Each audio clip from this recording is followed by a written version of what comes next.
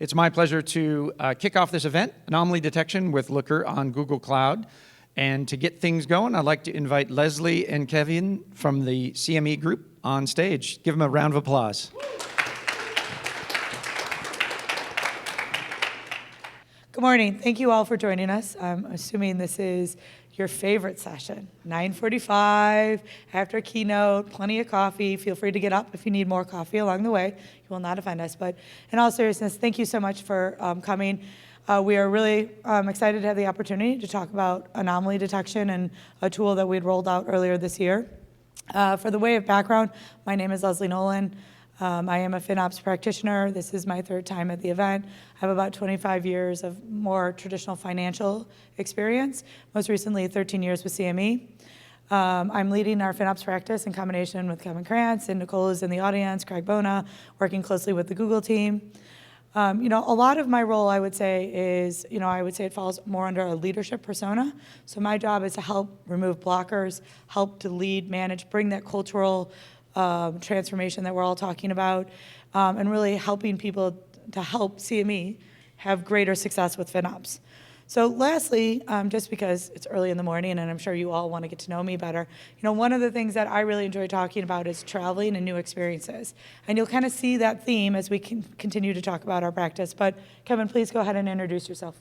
Thanks, Leslie. So I'm Kevin Kranz, Director of FinOps. I've been in the IT financial management space for about 15 years. Focusing my time on technology, business management, budgeting, forecasting, cost allocations, things like that. But in the last 3 years, I've been helping Leslie stand up a FinOps operation. This has been one of the more exciting times of my career, so it's been a great journey so far. But with that quick introduction, I'll pass it back to Leslie to get started. Great, so we're going to spend just a few minutes on CME Group. Many of you will have seen this slide from last year if you were paying attention, but we'll re-show it again, talk about who CME is, a little bit on our FinOps practice, really talk about how we are trying to find the North Star, right? See that sun, the beautiful San Diego, the clouds open up, right? So we're in the clouds trying to get to the sun. And then lastly, the anomaly detection tool, which I'm assuming most of you are here for. Now, for those in the back, it may be harder to see some of the images. So I'm not saying you have to come be closer, but it might be easier if you want to see it. Just putting it out there. Again, you won't offend us. So let's go ahead and get started. So CME Group. We are the world's leading derivatives marketplace. We are derivatives and options on derivatives, right? So very different than I would say the New York Stock Exchange or the NASDAQ. Based in Chicago, right? Chicago Mercantile Exchange. We have products like gold, silver, corn, soybeans, cattle, S&P 500 futures contract, which many of you, if you trade the S&P 500, this is your hedge. But why are we here? The cloud, right? So in November of 2021, we signed a multi-year, very large Google partnership agreement to essentially take the financial markets to the cloud. And then moments later, we stood up a FinOps practice, really at the guidance of Google, that FinOps is just a very important part. Similar to what JR said yesterday, as you think of security, you need to also think about costs and FinOps. And we're big believers, so that's why we're here.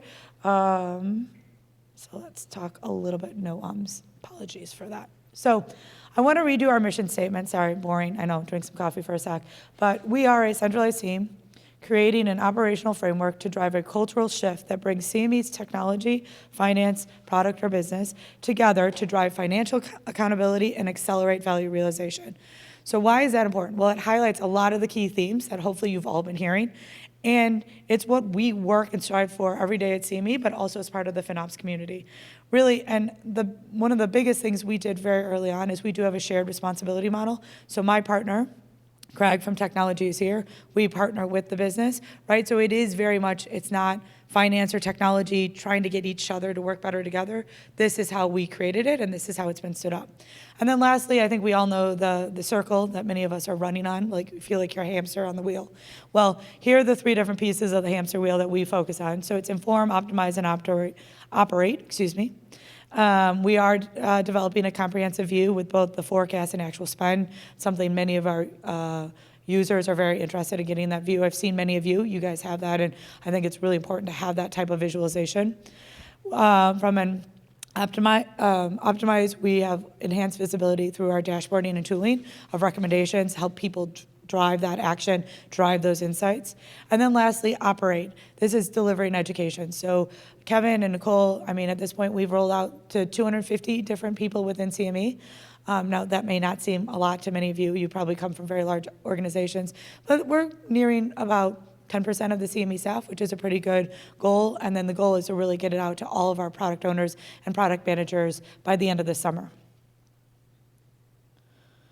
So really, why are we here, right? So like all of us, we're looking for this North Star, this great, we're going to use the sun, not a star, but the sun in San Diego, right? Here, Kevin and I are, it really looks like Kevin if you're close, right? You can see Kevin's lost. He's on the side of the mountain, but I'm there with him, don't worry, because we're partners in this together. We're lost, we're looking, we're searching in the cloud, we got all this money in the cloud, we're like, what's going on, right? And so we, like many of you, have our own challenges that we're working through. We are a very small team, so it's 3 of us today. Now we do, right, have a shared responsibility model, but there are 3 of us who are responsible every day to think about FinOps. We have limited product ownership, right? So we are in the midst of rolling out a new product model. We have new portfolio managers. People are trying to figure out what their job is, let alone what FinOps means. We are in a hybrid model. We still have large infrastructure, data center, capital expenditures on top of now a growing cloud bill. And it takes a long time for sometimes to get our data. It's just because there aren't enough of us, but Kevin will get into more details on that. And then lastly, we are in the midst of a large complex migration. If you remember what I said about us signing the partnership back in November of 2021, taking the markets to the cloud, that is a massive, financial services has probably been one of the last industries to kind of get to the cloud because it's hard and it's complex, and so we're in the middle of that. So how do we get to the North Star, or how do we get to the sun that we're all so much looking for here in San Diego? Education, so we've talked a little bit about that, right, and what we're doing from an education perspective. Forecasting, right, we're all trying to figure out forecasting. Sounds like American Express had a great presentation this morning about forecasting, but I think we are all challenged, and how do we continue to refine that, evolve, mature that practice. Cost anomaly detection, I'll pause. Kevin's got a lot of content for you on that. Cost control policies, right? That is our way of bringing that automation and kind of controlling things at a platform level, which has been really critical from the get-go. And then lastly, cost optimization, which I think we all appreciate what that is. So hopefully that was all useful. It's a little bit about us, a little bit about CME, and now Kevin's going to take it away and tell you all the things you've been waiting to hear about. All right, thanks, Leslie. So now that you have the kind of pie-in-the-sky vision of where we want to head. It's not nice.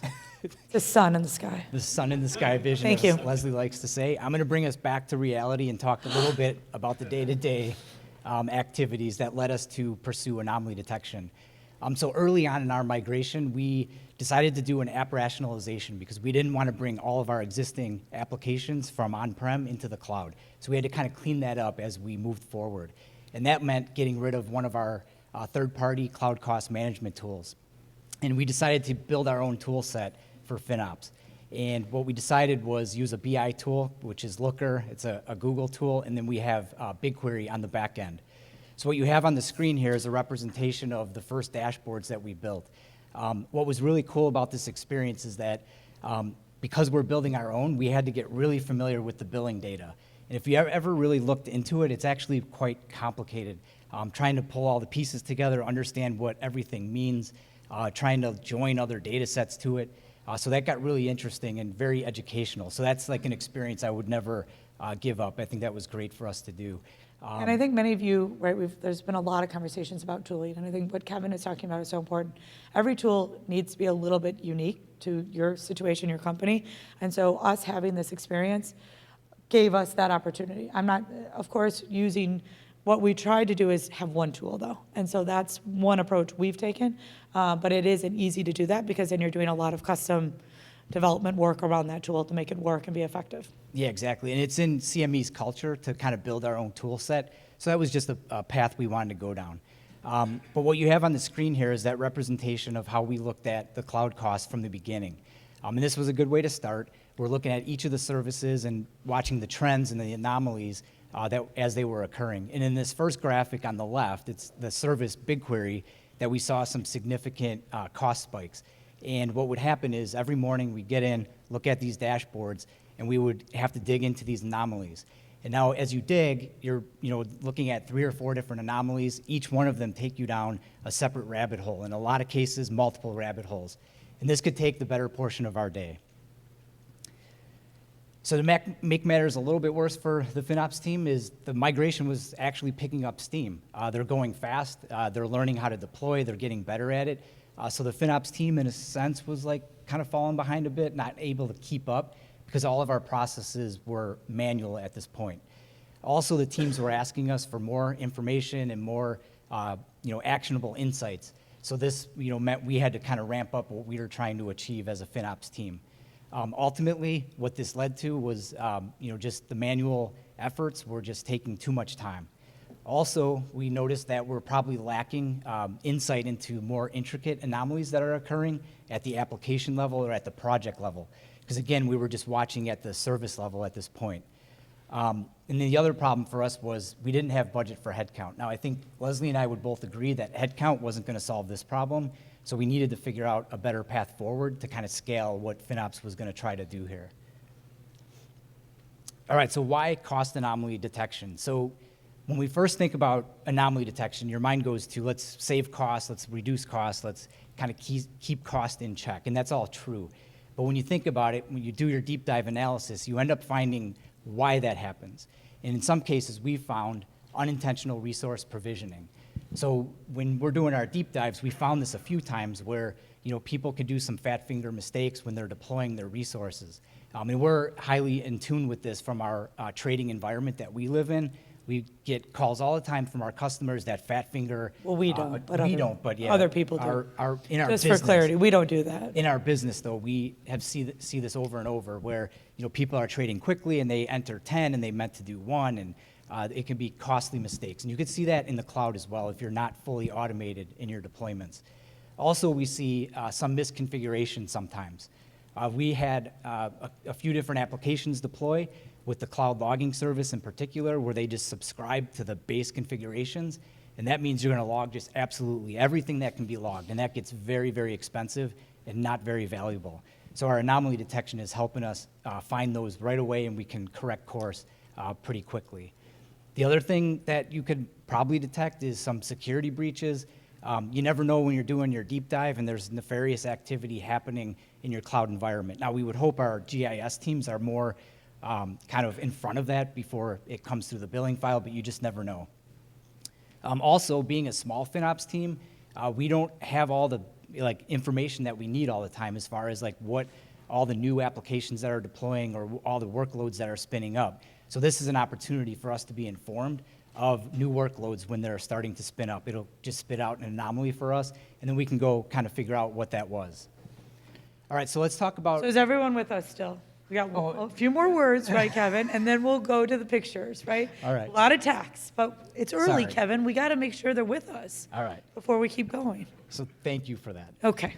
All right, so Ooh, deep breath. how did we do this? Well, as I mentioned, we did that app rationalization, and we didn't want to add just more tools from third parties and whatnot. We wanted to continue down this path of build our own.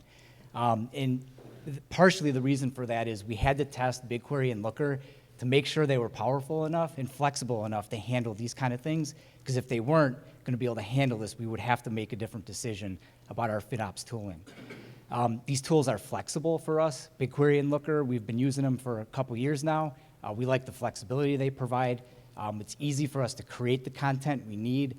And also, distribution is great. At this point, almost everybody that needs to see cost in the cloud can see it, because we have distributed that to anyone that wants to see cloud cost. Also, the BigQuery is a powerful backend. At least for what our needs are, it's been working great. Also, again, I kind of mentioned this, but BI scope creep. We don't want to just keep adding tools that we don't need to add. So we're hoping to continue to build our own and kind of build around this ecosystem. All right, so here's an example of our anomaly detection in action. So a little bit more about how this is built. So we're using BigQuery machine learning, or BQML. And in that tool, there's some statistical packages that you could just subscribe to. The one we're subscribed to is called an ARIMA Plus model. Now, this model is a standard statistical model that is used for forecasting. So we're taking about a year's worth of historical data, feeding it through this machine learning model, and it projects out a forecast. And we're doing this forecasting at the application level, the project level, and the product level. So we're trying to tackle 3 different realms of forecasting here. Also, the configuration is pretty good. So we get to set how high we want the anomalies to alert at or how tight we want them to be. We can also feed it more data sets like our volume data or our trading data if that's helping drive our cloud cost. The Explore functionality inside of Looker is great. We're able to do 1 or 2 clicks to get to all the information we need. So it's really flexible in that way. And then lastly, alerting. Alerts are critical in this kind of tool. So we don't want to be kind of the place where everybody needs to ping us for information. So we need to be able to send these out. And Looker provides this in a way. So we'll get there in a second. But what you see in this screen here is the first dashboard for our anomaly detection. And as that cursor is moving through the screen, it's showing you some of the parameters that we can change. But most importantly is in this line graph in the middle. And it's detected an anomaly right there in the center. So you could do a 1-click, right-click, and get to a deep dive root cause analysis of exactly what happened for that anomaly. And in this dashboard, it's showing us the application, the projects, the SKUs, and the services that took part in that anomaly. So right at our fingertips now, we have a 1-click effort to get to our root cause analysis. All right, so I was just going to say, and what it really allows us to do is spend the time on the research of why we're seeing the anomaly versus trying to find them ourselves, right? So that's, using the tools at the cloud and the analytics, right? A lot of people have been talking about data, right? Data quality is really important, right? But it's doing just the statistics for us. And this is in the power of our hands in seconds, right? And then as a team, we can help the product and the technology teams go figure out what's going on to try to avoid these type of anomalies in the future. So it's been a very powerful tool for us. It's been great so far. So this is an example of the alerting that we do. And I'll be the first to tell you, this is not my favorite feature yet. It's kind of ugly too, I'm not gonna lie. It's not our best slide, okay? But we tried. But for right now, it's working for FinOps because what we wanted to do is collect all the anomalies inside the FinOps team so we could see how the anomalies are being detected. And it helps us understand if we should tweak our model before we make it broadly available to our development teams. The way this is built, though, is it's a dashboard in Looker where you set up to show all the anomalies that have occurred. And then you could subscribe to that dashboard. The problem with it is you see every single anomaly. And again, that's great for the FinOps team, but we can't have our development team subscribe to this email because they're going to just get messages that don't pertain to them. And that's the last thing we want to do because getting the developers to take action, as we always hear in the State of FinOps survey, that's one of the more difficult things for us to do. So if we lose them through this effort, we've probably lost. So The team doesn't win then. Yeah, we don't win. But we definitely need to make some more progress here in being able to distribute these messages. All right, so let's talk about some results real quick. So to date, we've seen about a 75% process improvement from our manual anomaly detection. And so this is how it went. In the morning, we would get in, look at those dashboards, and it would take us from about 8 till noon every day to do this anomaly detection manually.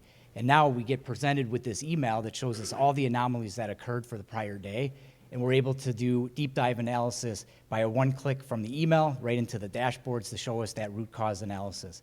So that was a huge improvement. And Kevin, what do we do with that free time now? We'll talk about that later. Thank you. But the next result tied to the first one is really impressive.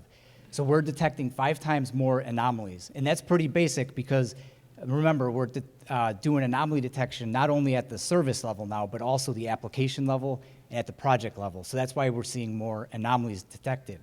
But the cool thing is we're servicing 5 times more anomalies in 75% less time. So that's an absolutely huge win for the CME FinOps team right now. Also, this has led to tens of thousands more in cost avoidance, which is kind of the name of the game here. So these results are highly impressive, at least for us. We think this is one of the better tools that any FinOps practice should have. So I would encourage you all to, if you haven't done anomaly detection, take a look at the councils, because each of the cloud providers recently have deployed anomaly detection in their councils. I know GCP has, AWS has as well, and we still use those to kind of test our results as well. All right, so what's next for CME? So as I mentioned, with anomaly detection, we still have a few things to check off. So we have to deliver these messages to our teams in a more efficient manner. But also we're looking at AI functionality. Now, I'll be the first to tell you I was pretty skeptical about what AI can do for us in this space, but in the recent months, Google's given us some presentations on deploying AI into the anomaly detection, and it was pretty fascinating. So it is just giving you contextual results of like what the anomaly was. It reads out to you the root cause analysis. But more impressive, it was giving you an idea of what you could do to help optimize those anomalies and how to avoid them in the future. And that was pretty interesting to see. The other thing that we're trying to tackle is workload optimization. And what we mean by this is our development teams have full-time jobs already. They're there to support our applications, build new features, and keep the company moving forward. But when FinOps steps in, we're giving them a part-time job on top of it, or sometimes a full-time job on top of it. So what we want to do is kind of limit the amount of work that we're adding to the development teams. So we're taking some of our right-size opportunities and putting them into a pull request process. And what that is, it helps the team see exactly what is in their pull request, and if they accept the right-size opportunity, they can deploy it, and it'll auto-deploy from one machine type to another, so taking that work off their plate. So we're hoping that we'll see some success with that and create that frictionless process that we're all trying to achieve. Leslie mentioned this a few times, education. This is one of the more critical things, and CME is very passionate about this. So from day one, we realized FinOps is not about me, it's not about Leslie, it's not about our team. It's really about a true cultural transformation at your company. And this takes work, it takes time. So what we're doing is education. We do as much education as we can. So a couple times a month, we're meeting with our product owners, our development teams, to train them on what FinOps means, what it means to have a FinOps mindset, and how we need to progress in the future and move that accountability model from the old procurement style down to the development teams, because that's highly critical to make that shift, to make the cloud work. What do you think we've done a good job on that part? Just reaching as many teams as we can. Like Leslie mentioned, we have about 250 people that we've touched this year alone. Last year, we actually kicked off our education, so we reached more back then. But since last year, we've kind of fine-tuned how we're delivering this message. So now that our product model is all stood up at CME, we're able to actually pinpoint the teams that need to be informed of what FinOps means. So it's been a much more effective path for us this Agreed. year. The Kahoots are real helpful too. That actually makes our education a little bit more fun. So we try to make it interactive by having some trivia games in there about, are they listening to our presentation for one, but just having some fun, interesting questions in there to keep the audience interested and engaged. And then we have swag that we give out as well. So we'll be hitting up all the vendor booths for more swag. Yes, any vendors out there. So if we you need have your extra swag to T-shirts you pass don't on. want to take home with you, just leave them by us, and Kevin will put them in a suitcase. But the last thing we're doing, or not the last, but the last thing I'll mention here is forecasting. Now, we've heard this time and time again this week. Forecasting is very difficult in the cloud, and I'm not here to tell you we have a silver bullet, because we don't. Nope, we don't. But we're taking a two-pronged approach. The first is a bottoms-up build. We're not looking at collecting costs from anybody. What we're doing is collecting the units that they're going to be using. So the number of cores, the amount of RAM, the amount of gigabytes stored, the aspects like that. And we're using standard rates that we find are actually happening inside of our billing file, and we apply those to the forecast. So we're trying to alleviate some of the pressure on the teams to understand what costs mean when they really know more about the units. And to take that a step further, like I mentioned, a two-prong approach here. We're using machine learning to do a forecast as well. So we found that just using our anomaly detection forecast is a good way to step right into this, because that's essentially what it's doing, is creating a forecast. So with a few tweaks to the anomaly detection, we're able to use machine learning on our historical data to create these forecasts. That's it, Kevin. Oops, I pressed the button. They told me. Yep, you took it away. There we Oh, go. there you So are. with that, Connect with us. I'm super excited up here to talk to you a little bit about what we have going on in our FinOps team at CME. But with that, I'll pass it to Leslie for some closing words. Yeah, thank you so much, Kevin, and thank you all again for joining us today. Hopefully it was interesting. We're always willing to talk about the cost anomaly tool, our FinOps practice. This is a community, right? So we're all learning from each other.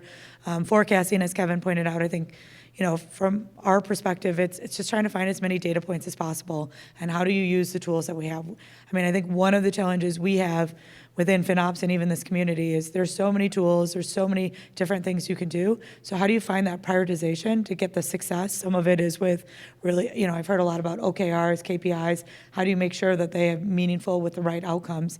But, I would just highly encourage anyone, come talk to us. We're happy to engage. We'll learn as much from all of you as hopefully you can learn from us. So again, thank you. I know it's early in the morning. We do really appreciate you guys finding your way to A, and we look forward to connecting soon. So have a great day. Enjoy the rest of the conference. Let's give Leslie and Kevin a round of applause.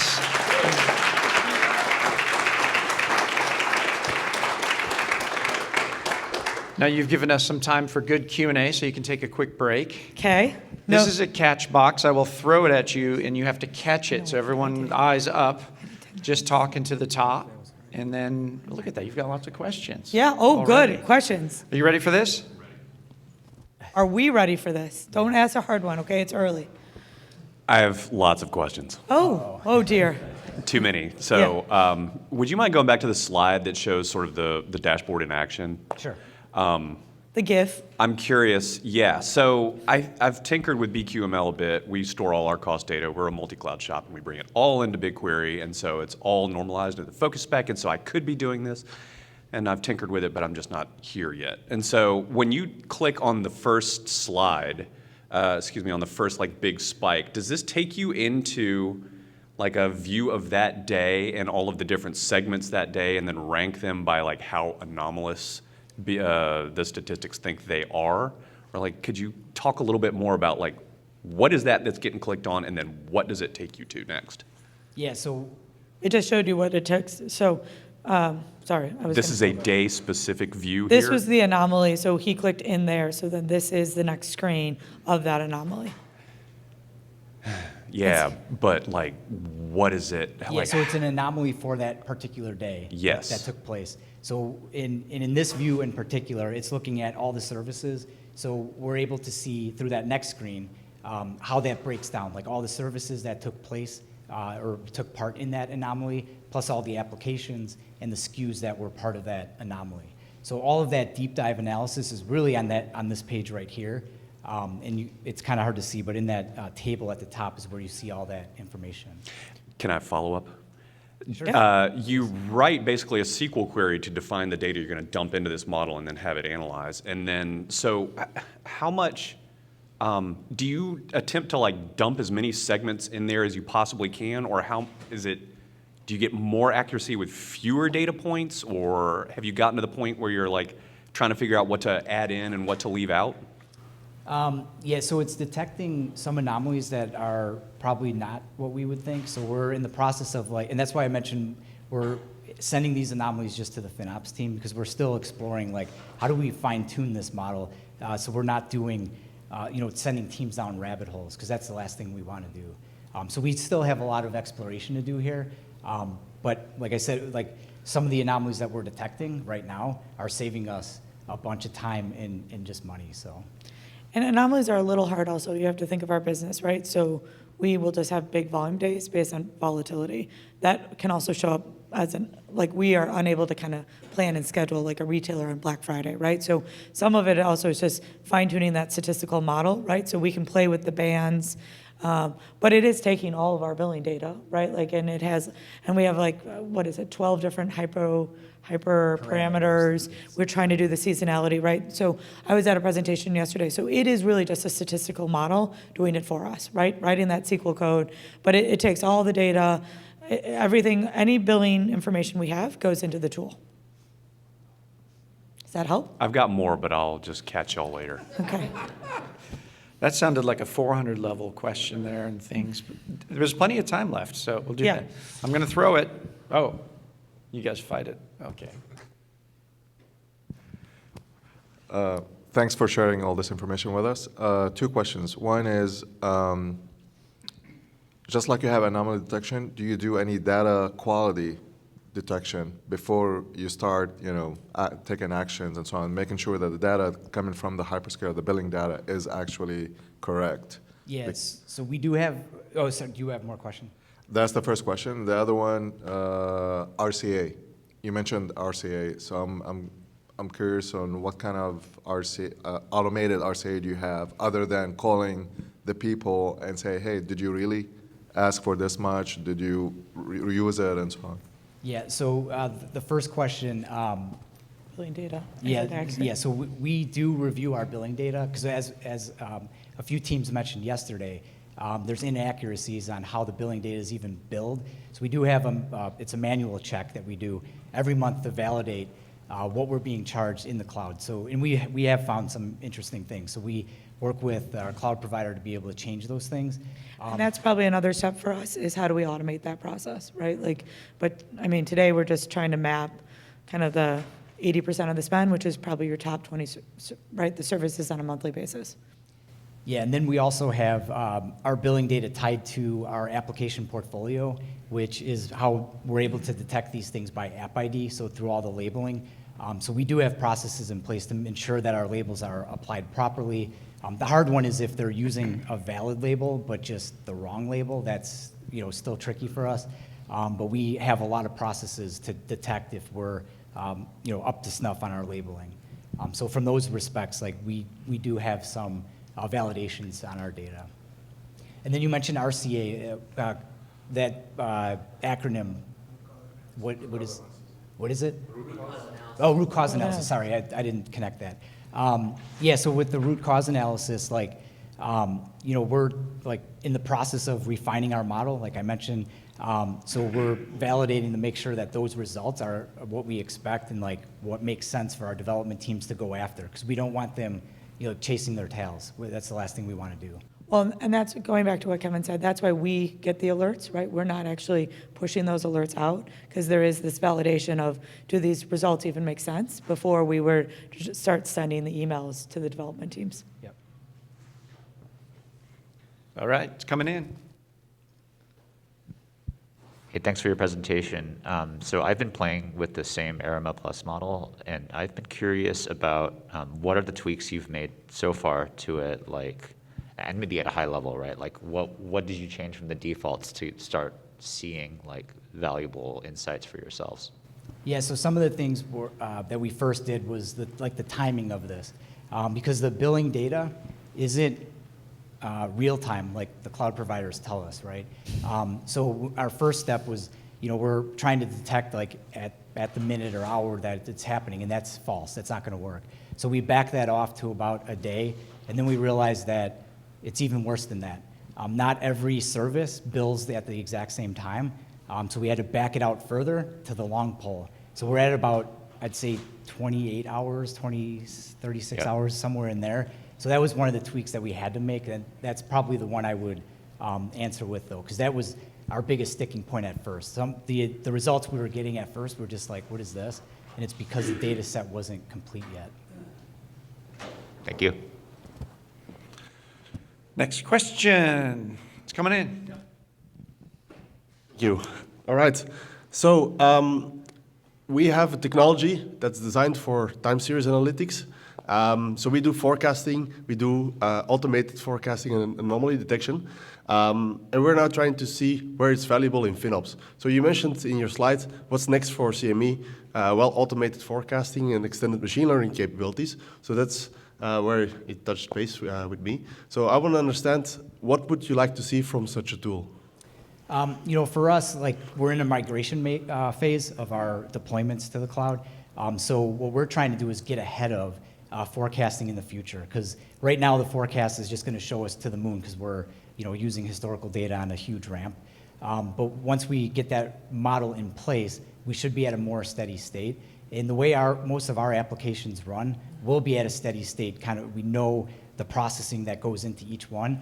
So for us, a lot of the machine learning models will predict a fairly accurate forecast for us. So that's one thing that we believe, just based on how our business works. But the other thing is, we want that bottoms-up approach to forecasting as well. So we're going to merge like those two results, because we need like new workloads to be added to that, because obviously it's machine learning won't handle that. So And we also want forecasting to be pushed into the app owners, no different than asking them to do cost optimization, manage the cost, right? They know their application better. They're going to know if there's investment in different things. So it's really trying to get forecasting. So it's a little bit, yeah, we do need the machine learning and the automation, but it's more of like, how, again, do you drive that culture so that they're thinking of that bottoms up? They're providing the information, they understand what resources they need, and they're partnering with us. So that's also a big part of like, how do we improve the forecasting is, helping our technology and our business partners to be comfortable enough with what their spend looks like in the cloud to be able to do those forecasts for us. And do you think steady state is ever achievable with the ever-changing environment? I mean, it's a good, fair question. So what I've seen, and I was just talking to my colleagues about this yesterday, is a lot of our applications have been built for like 10 years, and they add features to them. They don't really change much. So, and we're not really deploying like new products, because our new products are more like, we're gonna put in a new futures contract on our marketplace, and that doesn't change anything unless the volume for that spikes. So we're not necessarily building tons of new applications all the time. So we do feel right now we'll probably be kind It of should be steady more state. steady than what it is, right? Like right now it is, to be very frank, it's chaotic, right? It was on a slide, right? I mean, just the sheer number of applications in different environments and what our teams are being asked to do. It's a very tight timeline as well. So, I mean, the goal would be that the entire company is not migrating at the same time, right? So the steady state, there will always be change. I think that was one of JR's slide. Like, we're all going to have to continue to evolve. There are always going to be new technologies, right? Gen AI, new technology we have to solve for. But like the state that we've been operating in the last couple of years, that will need to stabilize, because I'm not sure we'll have anyone left at CME if it doesn't. But, right, like that, because we're just at such a pace right now trying to get to the cloud. So you recommend focusing on steady state applications, Yeah. applying machine learning there? Yep. Yeah, we would probably be very prescriptive on what applications, because with our app portfolio, we know which ones were more steady state apps versus volatile apps, so we can figure out and fine tune our model to those specific apps that we know that will be that way. So that forecast will be much more effective than trying to get people to kind of enter data that we could just do through machine learning. Great insights, thanks. Yeah. Thank you. Oh, more questions. It was really fun watching Maverick and Goose eat at the food bar last night, just like regular citizens. I just have to say that. Just wanted to share that. Yeah. One more question, or maybe two. Heads up. All right, thanks. Thanks a lot for sharing all the information and use cases. One thing I'd like maybe a better clarification. You mentioned you tweaked your systems for around 36 hours late, and I've heard on the keynote before by Google that the new change is an hourly granularity. Now, I would like to understand, is the hourly granularity really talks about the granularity or the latency of how much fresh is the data? Yeah, so with that update, we're going to have to go back and refine our model again because, like, they tell us that it's an hour, but I'm a little skeptical. Sorry, guys, in the front row. But, what we've seen is, like, each of the services, like Compute Engine, BigQuery, they're all separate business units, so they kind of deploy their billing whenever they want to on their schedule. So we just need to back it out to that, like, long pole. So we're hoping for that hour, and we'll adjust there, but we'll see. I wonder how are you going to approach it? Is there a catalog or a list of the granularity and latency of each service, or you just need to find out yourself? Right now, the way I've done it is just manual. I'm digging into the real details of the billing file to find out what that long pole is. So it's I don't have a better answer, but it's a manual process. No official. Yeah. Okay, great. Thank you. Thank you very much. You're welcome. I won't throw it at you because you're close. Thanks for sharing. I have a question regarding the actionable insights. So how do you actually, once the email anomaly alerts are sent out and the dashboards are presented and all the right people are given this information, I mean, the area that I feel like we struggle with is getting that second step of actually doing something. I'm sure many people feel the same way.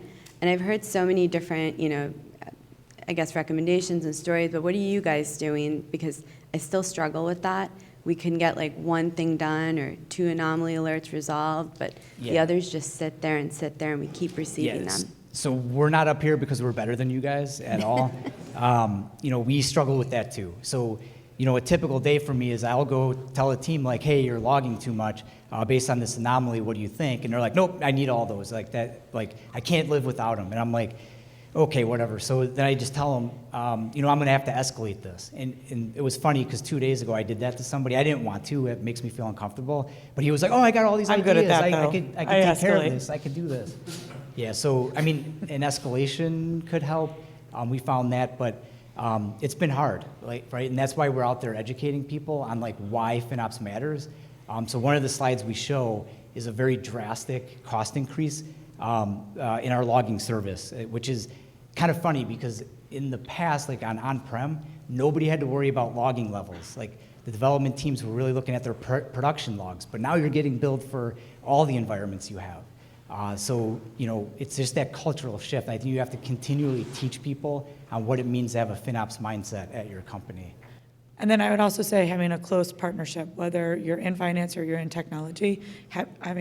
Technology can push some of the actions for us, right, at the platform level, like knowing when you can leverage cost policies, right? So there are tools between finance and technology, if you're working well together or you have the right governance, where you can try to help get those actions moving. That would be the other thing that we've tried to do that I do think we've had some success at. But it's other than forecasting, it's probably the largest challenge all of us have, right? Okay, we have just a little bit of time for the last question. If you have further questions when they're done, you could take them outside, and there's plenty of places for you to ask them questions if they will answer them. Hi, thanks.